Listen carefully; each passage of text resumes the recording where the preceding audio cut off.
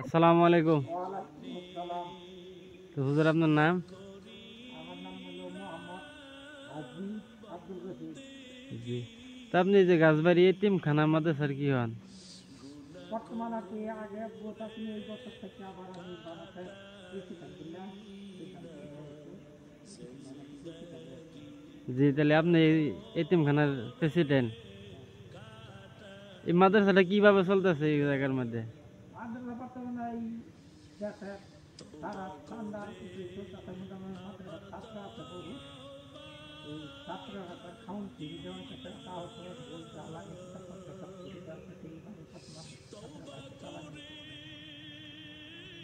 তো আপনি রাইজের কাছে কি আবদার জানাইবেন মাদ্রাসার লিগা? রাজ্যের কাছে এটাই আবদার যে আপনারা রাজ্যের সহযোগিতা করবেন, সহযোগ করলে এই মাদ্রাসাটা কেমন পর্যন্ত চলবো আর রাজ্যের সহযোগিতার উপরে ভিত্তি করে মানে মোটামুটি এই মাদ্রাসাটা চলতে হবে।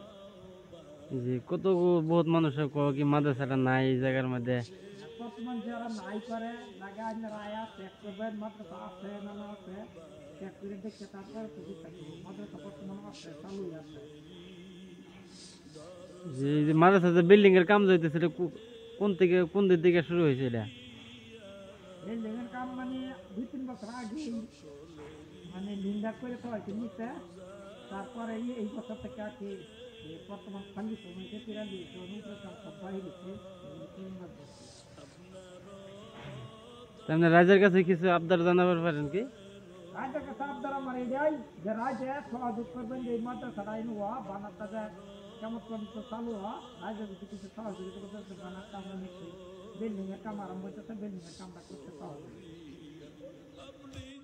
আসসালামু আলাইকুম।